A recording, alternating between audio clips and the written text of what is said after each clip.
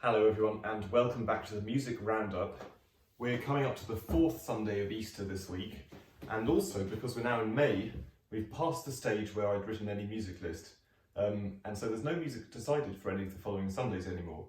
Although I'm going to do a kind of imaginary music list which I'll then probably apply to the same time next year, so it's all useful time well spent. So for this coming Sunday I have decided on a French theme, and these French composers of the whole of the 20th century were writing at a time where there was a new interest in Gregorian chant. Now I talked a bit about Gregorian chant in the video about the Mass in B minor by Bach and how it was a very important part of the entire Catholic Church music tradition, which is why when Bach wrote this rather Catholic piece, he incorporated the chant into the Credo movement. So there was a renewed interest in France. People were renotating chant. The Abbey of Solesmes in France was publishing books of plain chant, and the interest was spreading around the country. And one composer who took a particular interest was Maurice de Rufflet, who was a Parisian composer born around the beginning of the 20th century. And he wrote 4 little motets based on plainsong. He also wrote his Requiem, which contains a lot of plainsong as well, lots of Gregorian chant themes. And this motet I've chosen is Ubi Caritas. So the words are, where love and charity are, there is God also. And it begins like this.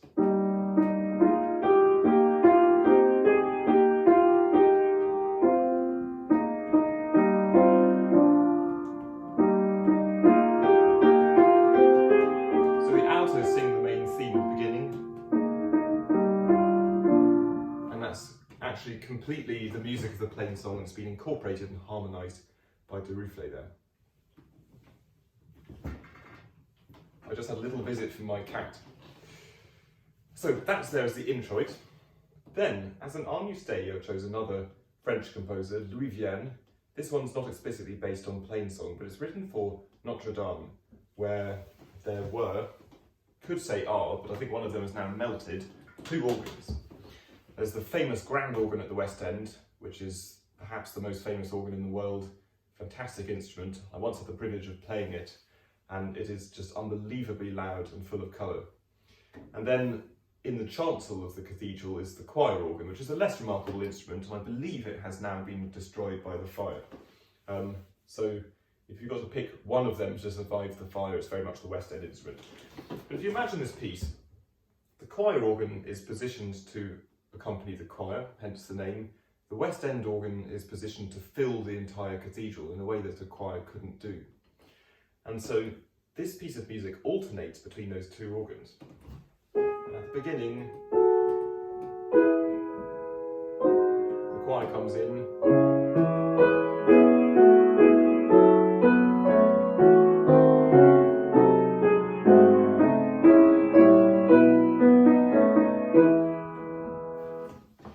and after each phrase, so between the 3 Agnus Dei sentences in that text, the grand organ plays. Now in this particular movement, the grand organ's music isn't particularly loud or grand, but if you imagine the geographical distance, then there's certainly a spatial element to the music. Now of course, if you're performing it in this country, you're pretty unlikely to have 2 organs. Westminster Cathedral would, but in an Anglican cathedral, that's not going to be the case. We don't really do West End organs in the same way. And so it's the job of the organist essentially to play 2 different parts on the same instrument, and it's more or less possible. There's a bit of rejigging necessary, but we've managed it at St Saviour's, and I think you wouldn't notice the difference. But it's there in the score if needed, and it can make a really exciting geographical spatial effect. For the anthem, I've chosen a lesser-known composer, Pierre Villette, and he was born in 1926, and he studied in Paris with de Rufflet, so he adopted this interest in Gregorian chant as well. He was in the same class as the most famous composer in France of the second half of the 20th century, Pierre Boulez, who was an avant-garde composer and a pioneer of total serialism, so really not music for the faint-hearted. couldn't be more of a difference between the two composers, to be honest. Villette, a lot less known, and in fact he was a bit plagued by ill health in his life. He had a lung removed in his 20s, and for that reason, for his health, he lived in the warmer parts of France, like Aix-en-Provence in the south. So he was away from Paris, where all the mainstream French music making was happening. So that's made him a bit of a peripheral composer, perhaps. The other thing is that the tradition of choral music in France is not particularly strong compared with its neighbouring countries, certainly not as strong as in Germany or in this country. And actually his popularity as a composer was a lot stronger elsewhere. And he had links to Worcester Cathedral, where in the 1970s they commissioned music for the Three Choirs Festival from Villette, and they performed his little motet, Hymn to the Virgin, Hymne à la Vierge, with words by Roland Bouéret, who's not a well-known poet at all. And this has become his best-known piece, and it's absolutely beautiful. So.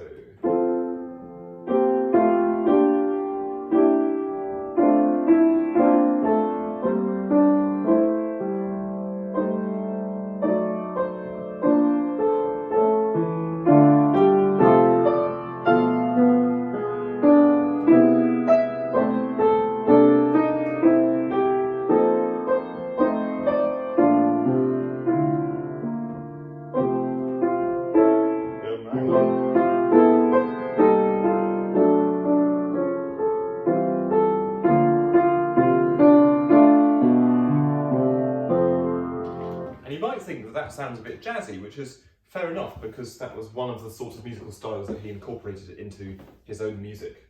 For example, if you hear this tune,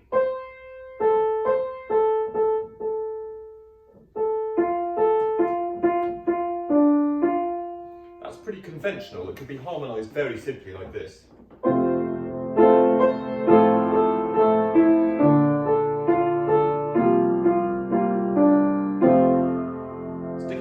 Fairly simple chords, but instead he does a jazz technique, which is to take a chord and transpose it. So all the different parts move exactly the same way, and then moving down chromatic scale, so they go to each neighbouring note.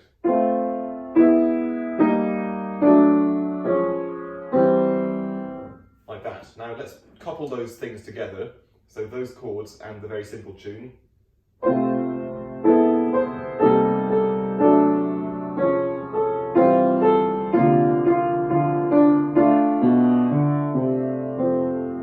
Creates such an imaginative harmonic sound.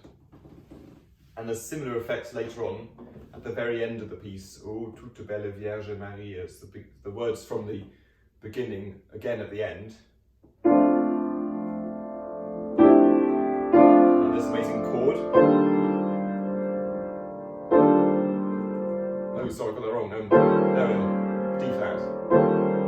Now, what can you do with that chord that celebrates it a bit more, rather than just repeating it?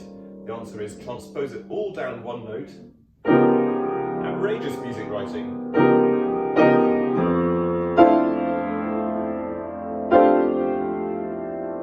I believe the last chord has these notes in. Completely out of place in an F major chord, but it adds so much colour and sort of illustration and expression to the chord. So it's outrageous musical writing, but it's become very popular, that piece, in this country, in Germany, and to a lesser extent in his own country, France. Then finally, as an organ voluntary, I've imagined the Symphonie Romane, the 10th Symphony by Widor. So they're called symphonies because there was a new tradition in the 19th century of building organs that imitated orchestras. So in fact, it's really a sonata, but because of the orchestral colours available on the new French instruments of that time, they renamed them symphonies in honour of that. And Symphonie Romane pays attention to Gregorian chant again. It incorporates it, and the chant used is the Hec Dies for Easter.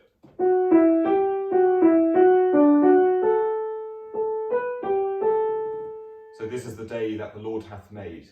It's an Easter sentence, and Widor uses it almost completely at the beginning of the piece, if I can remember it right.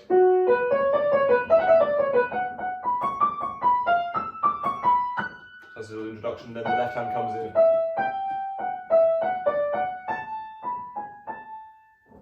Something along those lines. Listen to the real thing and you'll hear. And I've chosen a recording from Saint Saviour, Toulouse, I believe.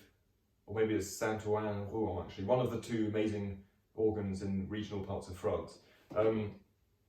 And that will bring out some of the colours available in the music and available on those instruments as well. So that's a bit of a French angle on another Sunday's music. For the fourth Sunday after Easter, so paying attention to Gregorian chant and to music from France that's relevant to Easter. So thank you very much for tuning in again. Tell me what you think and what you like about the music or dislike, and any requests for future videos, more than welcome. Thanks very much.